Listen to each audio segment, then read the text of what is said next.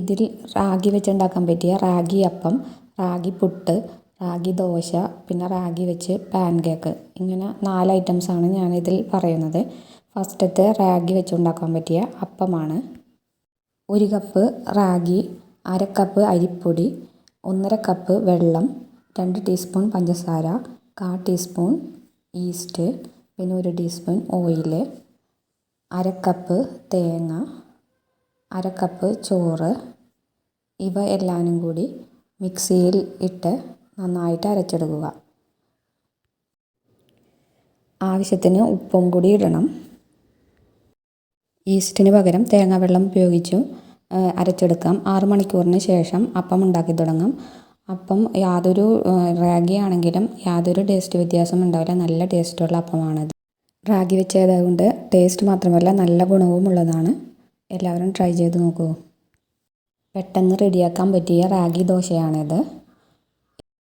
ഇത് അളക്കാൻ ഞാൻ ഗ്ലാസ്സാണ് എടുത്തേക്കണം. 1 ഗ്ലാസ് ഗോതമ്പ് പൊടി, 1 ഗ്ലാസ് റാഗി പൊടി, പിന്നെ മുരിങ്ങയില കുറേ എടുക്കണ്ട, കുറച്ചെടുത്താൽ മാത്രം മതി. പിന്നെ ഉള്ളി കുറച്ച്, പച്ചമുളക്, കരിഞ്ജീരകം, മഞ്ഞൾപ്പൊടി, ഉപ്പ്, ഇതെല്ലാനും കൂടി ആവശ്യത്തിന് വെള്ളമൊഴിച്ച് ദോശമാവിൻ്റെ പരുവത്തിലുള്ള എല്ലാവരും കൂടി നന്നായി മിക്സ് ചെയ്തെടുക്കുക. ഇതിൽ മുരിങ്ങയില ഇല്ലെങ്കിലും കുഴപ്പമില്ല. ആവശ്യമുണ്ടെങ്കിൽ മാത്രം ഇട്ടാൽ മതി. ഇല്ലാത്തവരിടണ്ട. വേണമെങ്കിൽ വേറെ ഏതെങ്കിലും തരം ചീര എടുക്കുക. എന്നിട്ട് അതപ്പം തന്നെ ചുട്ട് തുടങ്ങാം. പെട്ടെന്ന് റെഡിയാക്കാൻ പറ്റിയതാണ് റാഗി ദോശ. പിന്നെ ഹെൽത്തിയുമാണ്. എല്ലാവരും ട്രൈ ചെയ്ത് നോക്കൂ. അടുത്തത് റാഗി വെച്ച് പുട്ടുണ്ടാക്കുന്നതാണ്. ഇതിൽ 1 ഗ്ലാസ് ഗോതമ്പ് പൊടി, 1 ഗ്ലാസ് റാഗിപ്പൊടി. ഞാൻ ഗോതമ്പ് പൊടിയും എടുക്കുന്നത്. റാഗി മാത്രമാകുമ്പോൾ കുട്ടികൾക്കൊക്കെ ഇഷ്ടപ്പെടില്ല. ചിലപ്പോൾ അതിൻ്റെ ടേസ്റ്റ് ഇഷ്ടപ്പെടാതെ ഉണ്ടാകും. അതുകൊണ്ട് ഞാൻ സെയിം അളവിൽ തന്നെ ഗോതമ്പ് പൊടിയും കൂടി ഇടുന്നത്. ഇതിൽ ആവശ്യത്തിന് ഉപ്പും, പിന്നെ കുറച്ച് തേങ്ങ, അരമുറി തേങ്ങ, പിന്നെ ആവശ്യത്തിന് കുറേശ്ശെ വെള്ളം ഒഴിച്ച് മിക്സ് ചെയ്ത് പുട്ടിൻ്റെ പരുവത്തിലാക്കിയെടുക്കുക. പിടിക്കുമ്പോൾ ഇങ്ങനെ പുട്ടിൻ്റെ പൊടിയുടെ പരുവെന്ന് പറയുന്നത് പുട്ടിൻ്റെ പൊടി പിടിക്കുമ്പോൾ ചെറുതായിട്ട് ഇങ്ങനെ പിടിക്കാൻ പറ്റുന്ന വിധത്തിലായിരിക്കണം. എന്നാൽ അത് ഇങ്ങനെ പെട്ടെന്ന് പൊടിഞ്ഞ് പോകുന്ന വിധത്തിലുമായിരിക്കണം. അങ്ങനത്തെ പരുവമാകുമ്പോൾ അതാണ് പുട്ടിൻ്റെ പരുവം. എന്നിട്ട് പുട്ടുകുറ്റിയിൽ തേങ്ങയിട്ട് പൊടിയും ഇട്ട് അത് 3-4 മിനിറ്റ് വരെ വേവിച്ചെടുത്ത റാഗി പുട്ട് റെഡി ആയിട്ടുണ്ട്. നല്ല ടേസ്റ്റ് തന്നെയാണ്. മറ്റുള്ള പുട്ടുകൾ അരിപ്പുട്ട് പോലെയൊക്കെ തന്നെ ടേസ്റ്റ് ഒരു വ്യത്യാസവും ഉണ്ടാവില്ല. ഗോതമ്പ് പൊടിക്ക് പകരം അരിപ്പൊടി ചേർത്ത് റാഗി പുട്ട് ഉണ്ടാക്കാവുന്നതാണ്.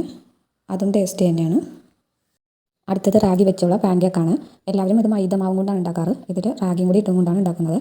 ഇത് വൈകുന്നേരം സ്നാക്കായിട്ട് ഉപയോഗിക്കാം, ഡിന്നറിന് ഉപയോഗിക്കാം, ബ്രേക്ക്ഫാസ്റ്റായിട്ട് ഉപയോഗിക്കാം.